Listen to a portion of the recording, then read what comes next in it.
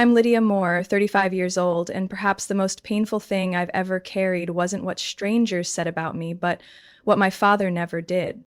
I grew up in Santa Clarita, California, in a home where the living room lights were always on, but praise for a daughter was cold and rare. My father, Thomas Moore, was the embodiment of discipline and reputation. Over the course of 39 years in the defense aerospace industry, he climbed from a design engineer to vice president of engineering at Vector Aero Systems. To him, work was a religion, technology was sacred, and my two brothers were living proof of the Moore legacy. Me, I was something else entirely. My oldest brother, Nathan, was an Air Force officer, handsome, every bit the military man, married to a nurse with two blonde-haired kids. My second brother, Eric, led the testing division at my father's company. Both of them followed the right path, the kind of men my father could proudly introduce at dinner parties. And then there was me. I loved the night. I was obsessed with stars. At 11, I cut up cardboard boxes and wired LEDs to build a model of the Apollo spacecraft. My dad asked if I'd taken supplies from the garage without asking. I didn't answer. I just wanted him to look at it and see something more than a dreamy little girl. I studied aerospace engineering at Purdue, a place my father once scoffed at as not for the overly sensitive. I juggled classes and lab jobs, ate cold sandwiches beside vibration test rigs, and clawed my way through scholarships like someone grasping for air. I graduated with honors, but at the commencement ceremony, our family seats were empty. My mom sent a text, "Proud of you." My dad, nothing. I accepted a position at Halcyon Dynamics, a commercial satellite R&D center outside Seattle. 4 years later, I was promoted to systems integration lead. By the time I was 32, I became the first woman in company history to hold a title of Director of Orbital Analysis. Yet every Thanksgiving or Christmas back home, he still raised a glass to Nathan for his new base command, or to Eric for expanding the manufacturing line.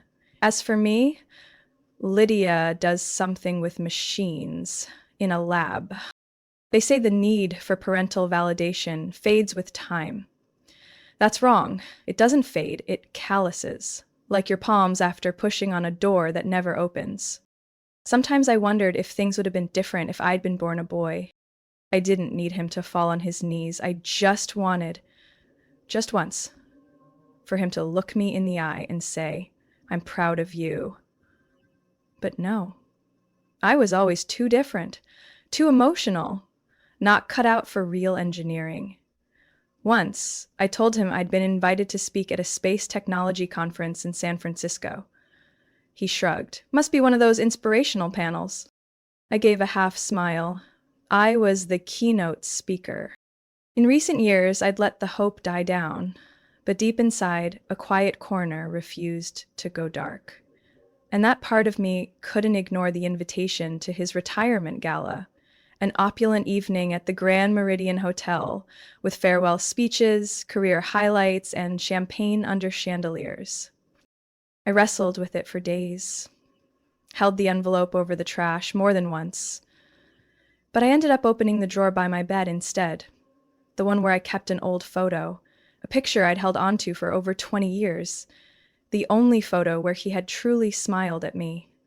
Standing beside me, at the citywide science fair when I was 13. I had won first prize that day. He'd placed a hand on my shoulder. A short, awkward touch, but I remembered. He clearly had not. I slipped the photo into a thin wooden frame, carefully wrote a message on the back, and wrapped it in silver gray paper with a black ribbon. Not a large gift, but just enough to make someone pause. Throughout my life, I learned how to sit still while being overlooked. It started at silent family dinners, where my father would turn to Nathan to ask about military training in Florida, or to Eric to praise a new engine line being tested. And me? He often skipped over me like I was just another chair in the room, lifeless, not worth acknowledging. I still remember my father's 60th birthday party. It was a rainy afternoon in March, the house packed with guests, a three-tiered cake and a jazz band playing softly in the backyard.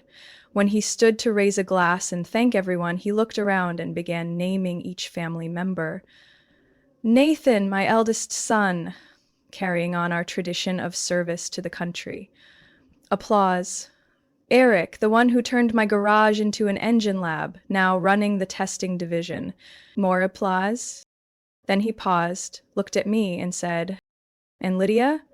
Always passionate about high-tech stuff? A soft chuckle spread from a few guests near the bar. I smiled faintly, lowered my head, and hid my face behind a glass of red wine. 3 weeks later, I stood at the podium of the National Engineering Conference in Denver, presenting my orbital analysis for a $180 million satellite project. After my session, I received an invitation from Defense Tech for a research collaboration. That night, I dined alone at my hotel, reading the email that informed me I had been nominated as one of the top female engineers under 40. No one in my family knew or cared. I once thought achievements would change everything. That if I became good enough, loud enough, my father would have no choice but to recognize me. But to him, every medal I earned was just a knockoff compared to the true Moore legacy carried by my brothers. At a Christmas dinner once, he even said, Lydia's work is impressive, sure, but engineering's a stretch for a little sister. Takes more time. I didn't argue. I simply set down my spoon and left the table. There was only one time I truly let myself feel fury. It was when my mother, Helen, called to inform me the family was organizing a Moore Legacy celebration at our old church, showcasing career milestones of the Moore men. I paused for a moment and asked, What about the women? She sighed. Lydia, you know how your father is. Don't make this harder. I hung up without saying goodbye. That day, I returned to my lab and opened a confidential file I had been preparing for the Defense Council. My hands trembled as I turned each page, not from work pressure, but because I realized something painful. The worst part wasn't being forgotten. It was being deliberately erased from the story of your own family. I used to think I didn't believe in cutting people off. I believed I was logical, capable of enduring, mature enough to let it go. But over time, I realized my silence had helped enable their disregard. I didn't need to destroy the relationship. I just needed to stop building it. Everything started to shift the night before my father's retirement party. I got a message from Haley, a distant cousin who worked as a freelance journalist in Arizona. We had only met once at our grandmother's funeral. The message contained one link, Moore Legacy, a family of aviation excellence, an article published by Vector Aero's Retired Engineers Network. I clicked it. The article ran nearly 2,000 words, listing every Moore family member who had contributed to the aerospace field. My grandfather, my father, both my brothers, even my uncle, who'd worked as a low-level tech at a tiny aircraft maintenance firm, were mentioned. I wasn't. Not a word, not a footnote, not even a period. I wasn't surprised, but it felt like every ounce of blood had been drained from me. That evening, I sat alone in my Seattle apartment. The streetlights cast pale gray stripes across my living room floor through the window. I picked up the silver-wrapped box I had prepared, the one with the black ribbon, and stared at it for a long time. It was no longer a symbol of hope. It was evidence, proof that I had existed. I arrived at LAX on Friday morning, my gray suitcase rolling softly across the cold stone floor. My head was completely clear, but there was something inside me heavier than any carry-on. The flight lasted 2.5 hours, taking me to San Antonio, where my father had chosen to host his retirement party at a 5-star hillside resort, complete with a golf course, vintage piano, and cocktail reception by the pool. I rented a compact SUV to drive to the venue. The South Texas air was dry and sharp, a stark contrast to Seattle's constant dampness. Every mile peeled back layers of memory. Wounds I thought had healed, but had only gone quiet. I checked in around 3 p.m. The young receptionist smiled and said, "You're here for Mr. Thomas Moore's party, right? He's kind of a legend around here." I nodded. My room was on the top floor, overlooking the central garden where the gala would take place the next evening. I opened my suitcase and took out the gift box I had wrapped back in Seattle. I didn't check it again. I knew exactly what was inside. A black and white photo, a small handwritten note taped to the back of a thin wooden frame, written slowly, deliberately. This gift wasn't meant to stir emotion. It was a piece of evidence, proof of something my father had refused to acknowledge for too long. I placed it on the wooden table near the window. The golden Texas sunset stretched across the box like a soft spotlight. Then I showered, put on a simple dark blue dress, light makeup, and left the hotel to have dinner with the only family member I still kept in touch with, Aunt Caroline. She was my mother's youngest sister, now living in New Braunfels, the only one who had ever dared to say to my father during a family gathering, "Tom, who do you think you are, sorting your kids like cars in a parking lot?" After that, she was quietly removed from the family group chat. We met at a small Mexican restaurant tucked in a quiet neighborhood. She was just the same, silver streaks at her temples, eyes sharp but still gentle. After a tight hug, she looked me over and said, "Lydia, you look different, not older. Your eyes. You stopped waiting." I didn't answer, I just smiled, and she understood. We talked for over an hour. When the conversation turned to the party, she narrowed her eyes. "You sure you want to go?" "I'm not saying it because I'm worried. I just know he won't change." "I know," I replied. "I'm not going for him. I'm going to end this for myself." She nodded. "Then walk in tall, Lydia. Don't lower your head for anyone in that room." I drove back in silence. The Texas sky darkened fast and felt empty. I turned on the radio but didn't play music. What I needed was the space between sounds, the kind where I could hear myself think. The next morning, I woke up at 6:30 without an alarm. My mind was strangely clear. I double-checked my dress, shoes, invitation, and the box. I retied the silver ribbon one last time, careful not to feel anything. No nerves, no anger, no hope. When I walked into the hotel lobby at 6 p.m., the party had already begun. A large welcome sign stood out front in gold lettering, honoring 39 years of legacy, Thomas More's farewell gala. Beside it was a portrait of him in his younger years, standing in front of a prototype wing his company had once produced, eyes gazing toward the sky. Inside was a sea of people. Former colleagues, industry leaders, lifelong friends, and recognizable names from defense tech magazines I'd grown up reading. I saw Nathan shaking hands with a general, Eric laughing loudly by the bar. My mother was nowhere in sight, and my father, he stood surrounded by men in dark suits, animatedly recounting some past triumph. His laughter rang out, arms gesturing with practiced confidence, eyes bright as if time had never touched him. No one noticed me at first. I quietly approached the registration table, confirmed my name, and was escorted to a table near the main stage. I sat down, placed the gift box in front of me, and folded my arms. What filled me wasn't fire, it was steam. The event unfolded exactly as I had imagined, soft string music playing while guests strolled past the bar, familiar stories recycled about the glory years, and polished smiles colder than the ballroom air. I sat still at my table, eyes scanning the room, not as a participant, but as an observer. At 8 p.m. sharp, the stage lights dimmed slightly, and a middle-aged man's voice echoed through the microphone. "Ladies and gentlemen, please find your seats. We're about to begin the main address, honoring a legend in the defense aerospace field, Mr. Thomas More." A wave of applause swept the room. I heard Nathan's laugh from the front table, his hand slapping the shoulder of a man in uniform. Eric nodded with enthusiasm, as if gearing up for a magic show. My father walked up to the stage slowly, deliberately, like someone who had rehearsed each step to project dignified humility. He wore a sharp black suit, a slate gray tie, and a lapel pin marking 25 years of service to a next-gen jet propulsion program. He smiled slightly, raised the mic, and began. "It's an honor to stand here tonight among those who've walked nearly 4 decades of challenges with me. I'm not someone who expresses emotions easily, but tonight, I want to take a few minutes to acknowledge my family. I sat up straighter, fingers tightening slightly around my glass of water. I wasn't expecting anything, but I listened. My wife, Helen, the one who reminds me to eat greens and schedule doctor visits, even when I claim to be too busy.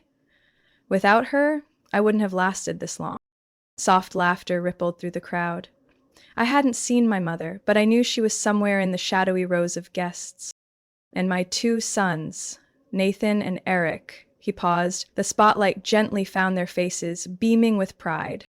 Nathan, a true soldier, always at the front, unwavering in his principles, the embodiment of loyalty and honor. Eric, perhaps the only engineer I know who can dismantle a machine and rebuild it better than the original blueprint. You've both made me prouder than anything I've ever drawn or built. Thunderous applause. A whistle rang out. I clearly heard someone shout, "Bravo!" from the right side of the stage. Then he stopped. Of course, not everyone in the family chooses the same path, he smiled. Not at me, but at the crowd.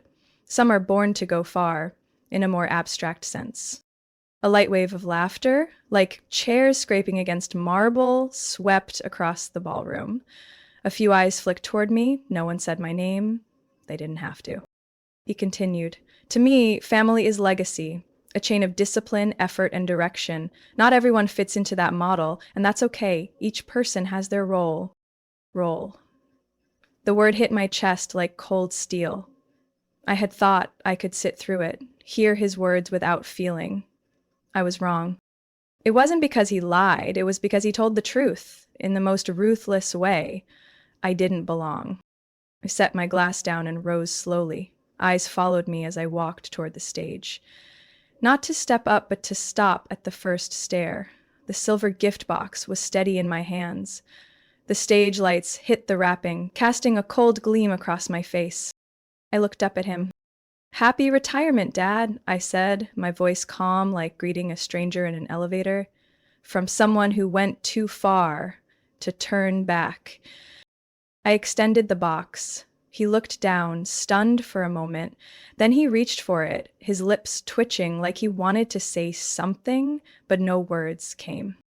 I turned away, walking across the ballroom, through lingering perfume and the faint scent of champagne. The sounds around me faded, leaving only the echo of my footsteps on the polished stone floor. No one called after me. No objections. Just a long silence trailing behind an act that perhaps no one in that room saw coming. I didn't look back as I walked out of the ballroom.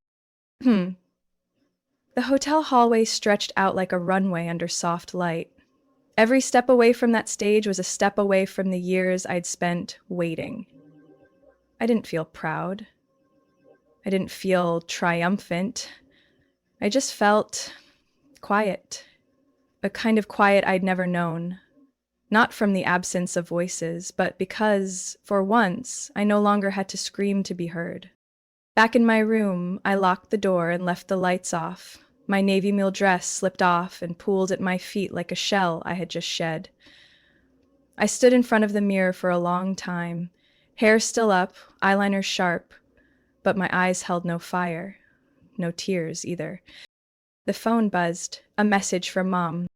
"Leah, what are you doing?" I didn't answer. 5 minutes later, another, from Eric. "You really didn't have to do that." Then Nathan. "You always have to make everything dramatic."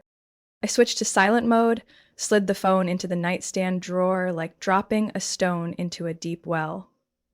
That night, I lay in bed and didn't sleep. I just lay there, eyes wide open, chest rising and falling, feeling every heartbeat finally free from the weight of needing to be acknowledged. The next morning, rain fell unexpectedly over Texas. The droplets on the window reminded me of radar screens I watched daily at JPL, but quieter. At 8 a.m., I wheeled my suitcase out of the room. No goodbyes. No send-offs. The receptionist handed me my car key with a professional, empty smile. "Thank you for staying at the Grand Meridian, Miss Moore." I nodded. Words were no longer necessary. I didn't drive straight to the airport. I turned down an old road into the historic part of town to a little cafe I had visited years ago after Grandma's funeral. It hadn't changed. Same faded sign, same creaky wooden chairs. I sat by the window, ordered a hot latte, and watched the rain smear across the street. Then my phone rang, a number I didn't recognize. I hesitated, then picked up. Lydia, a rough, familiar voice. My father. I said nothing.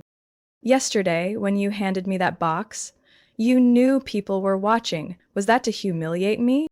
Still silent, he sighed. I haven't opened it. Then don't, I said, calmly. But I will. A pause. I just don't understand, Lydia. You have a career, recognition. Why? Why would I need you to see it? I cut in. My voice wasn't raised, but the woman at the next table glanced over. Because you were the only person who ever made me believe I wasn't enough. Silence. The photo in that box, I said, was proof that, at least once, just once, you were proud of me. I kept it for 22 years because I thought it was real. He didn't argue. I don't need an apology. I don't need you to change. I just need you to know the emptiness you left behind, I filled it, not with forgiveness, but with myself. Lydia. Goodbye, Dad. I hung up before he could say anything else. The latte cooled on the table. I drove to the airport just before noon. As the plane lifted off from San Antonio, the clouds blocked out the sun. But I didn't fear flying anymore. Not because I'm an aerospace engineer, but because I've lived long enough in emotional turbulence to know just because the sky is unclear doesn't mean there's no way through. That evening, I returned to my apartment in Seattle. Everything looked the same: succulent on the balcony, gray fabric armchair, an unfinished satellite model on the shelf. But one thing was different. Me. I opened my laptop and checked my email, a new message from the National Women in Engineering Conference. We'd be honored if Miss Moore would accept our invitation as the keynote speaker for next month's opening session. I typed my response. Simple, clear. I accept, and this time, I'll say everything. Send. Just as I predicted, he didn't open the gift box at the party. Not because he forgot, because he didn't dare. For my father, control was like breath, the armor he wore each day to avoid facing any real emotion. In front of hundreds of guests, he kept smiling, shaking hands, saying gracious things, as if the daughter who had just walked out of the ballroom had never existed. But I knew, alone in his hotel room at the end of the night, he would open that box, and he would see the photo. That photo I'd kept for 22 years in a sealed envelope, hidden deep in the bottom left drawer of my desk. It was a picture of me and him, taken at the Eisenhower Middle School Science Fair. I was 12, thick glasses, messy bun, gray hoodie, grinning wide. I stood beside the ISS space station model I'd built from toilet paper rolls, scrap wire, and hot glue. What made the photo special wasn't me, it was him. He stood just behind me, one hand on my shoulder, the other holding my first place certificate. And he was smiling. A real smile. Not the polite nod at banquets, not the camera-ready grin for the press. It was an unguarded moment, the kind of look that said I was something he never expected, but couldn't deny. I remember that day clearly. Mom made him come. He didn't want to. He sat arms crossed in the back row, checking his watch. But when they announced I'd won the district-wide prize, the whole auditorium clapped. And he, for a brief second, stood up, didn't say congratulations, just walked over, placed a hand on my shoulder, and posed for that photo with a student reporter. And never mentioned it again. Under the framed photo in the gift box, I placed a small card, just 4 words. I kept this. I'm done. I didn't write anything else, because if after all these years he still didn't understand, then no words would make him. Sunday night, I got another call from Mom. This time, I answered. I know you did the right thing yesterday, but your father? Is he okay? I cut in. In a strange way, she replied, hesitant. After everyone left, he locked himself in the study until 2 a.m. No one could get in. Then he came out with the photo.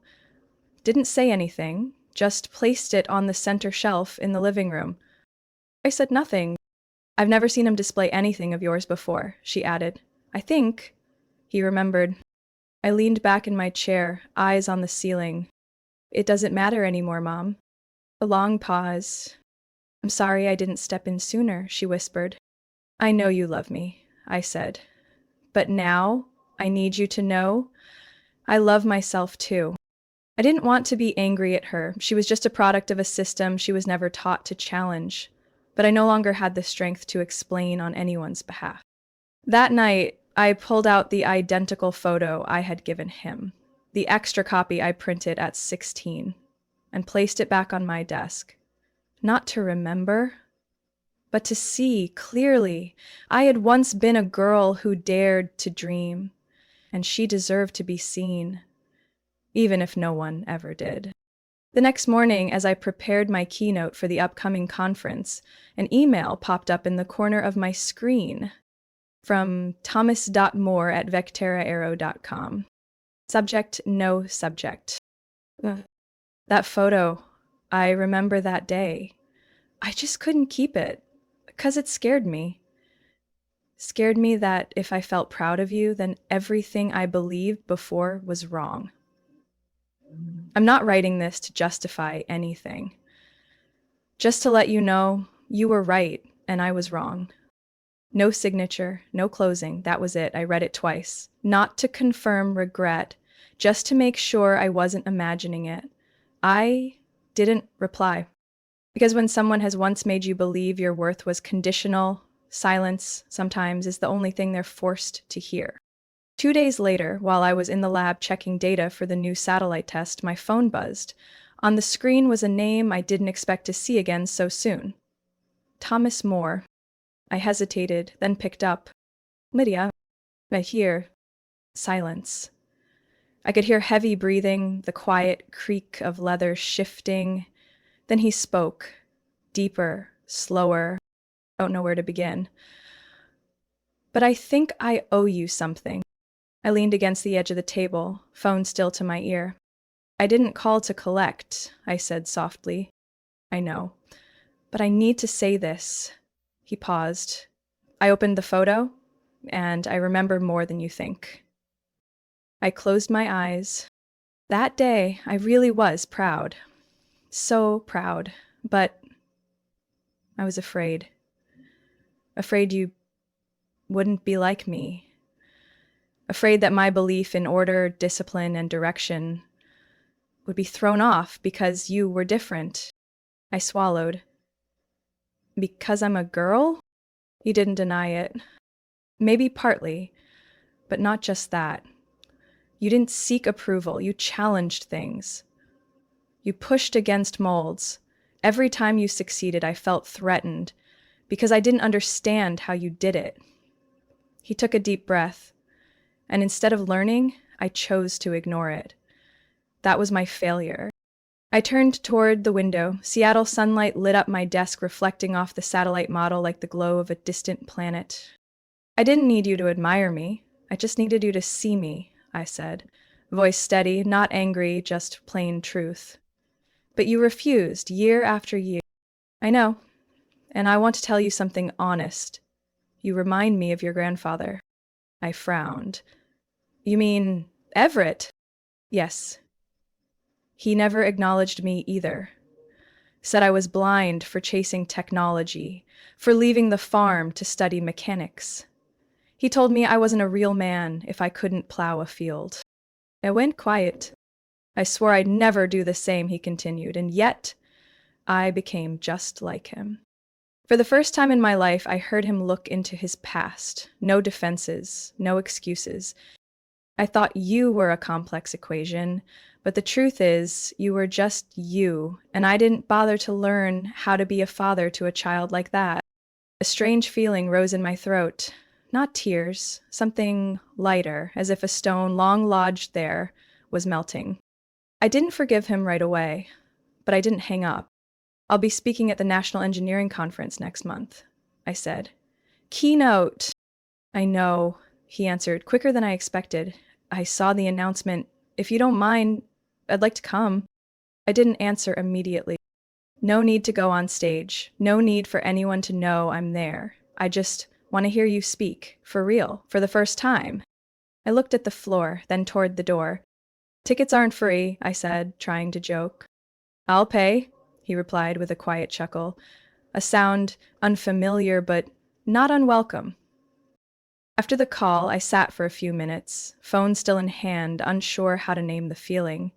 It wasn't joy, and definitely not victory. It was more like a hollow space, partially filled. That night, I called Mom. You know what? I said when she picked up. I think maybe Dad really wants to understand me this time. On the other end, she was silent. Then she said, I believe that, and I'll go with him to the conference. I sank into the sofa, eyes on the ceiling. Not everything was healed, but some wounds only need to be acknowledged as real to start the process of recovery. And maybe, after years of trying to prove I was right, I could finally step into the next chapter without dragging the weight of the last war. I returned to Seattle on a soft, sunny afternoon. During the flight, I didn't check emails or open my laptop. I just sat in silence, looking down at the snow-worn mountains and the deep lakes below. Something in me had closed, not because I had forgiven, but because I no longer needed approval. 3 days later, I stood on the main stage of the National Engineering Conference, facing over 1,000 engineers, scientists, students, and those who once believed they didn't belong in this field, just because they hadn't walked through a familiar gate. I wore a charcoal gray suit, no bow tie, no jewelry, just a neat stack of printed notes in hand. Good morning, I began, my voice steady. My name is Lydia Moore, and I used to think I had to become a more palatable version of myself to stand here. Eyes looked up from every row, waiting. I once believed that to be acknowledged, I had to hide everything that made me different. My gender, my way of thinking, even how I approached problems. I paused and swept my gaze across the room.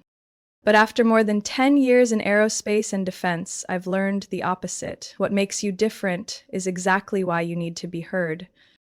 No whispers, no awkward laughs, just silence. And I continued, I grew up in a family where technical achievements were only recognized if they came with a uniform or a legacy name. I used to think if I reached a high enough level of success, I would finally be accepted. I lifted my hand, not for drama, but to stop myself from slipping back into old emotions. But the truth is, if someone needs you to change in order to see your worth, then their approval was never worth anything to begin with. A soft wave of applause began. I didn't pause. 2 months ago, I gave my father a photo he once forgot. The only moment he had ever truly been proud of me. I kept that picture for 22 years, hoping he'd remember. But when I placed it in his hand at his retirement party, I was no longer waiting. I took a deep breath, not because I was emotional, but because I was speaking from my whole life. I'm not telling this story for sympathy. I'm telling it because I know many people in this room have stood where I once stood. Overlooked for not following the right path. Dismissed for daring to be different. Excluded for not fitting the mold. I lifted my chin. But you are not a failure just because you are different. You are the proof of a kind of success the old world never understood, and sometimes walking away from a door that never opened for you is the first step to building a whole new path. This time, the applause lasted longer. I saw my mother sitting in the 4th row, eyes glistening. My father sat beside her, hands clasped tightly, looking at me. Not as someone analyzing, but as someone learning how to feel again. I ended the speech with a line I wish someone had told me when I was 16. You don't need permission to be yourself, and sometimes the bravest act is to stop waiting for others to assign your worth and claim it for yourself. As I stepped off the stage, no step felt heavy. I didn't need anyone to run after me. I didn't need anyone to say, you did good. I had already said it to myself. A few days later, the speech video spread across engineering forums. It appeared in an IECA newsletter, in a STEM classroom in California, even on the homepage of a blog for women of color in science. I received hundreds of emails from people I'd never met, but who wrote that they had once felt invisible, the way I once did. A 17-year-old girl named Aubrey from Ohio wrote, I printed your final quote and taped it to my bathroom mirror. I don't know what I'll study yet, but I do know this. I don't need anyone to validate my dreams. I replied with one line, build your road to a place no one thought you could reach, then invite them to watch. And in that moment, I realized I was no longer the forgotten child at a family dinner. I was a woman who had learned, step by step, to rewrite her story. With truth, with pain, and with freedom. Lydia's story is a powerful reminder that you don't need recognition from those who once dismissed you to be worthy. When you stop trying to fit into someone else's mold and start building your own definition of success, you don't just step out of the shadows, you become the light for yourself and for those silently struggling like you. True worth doesn't lie in approval. It lies in the courage to live authentically, even when no one claps. What do you think about Lydia's choice? Was she too bold or simply brave enough to step out from under her family's shadow? Share your thoughts below, and don't forget to follow the channel for more powerful stories about family and life.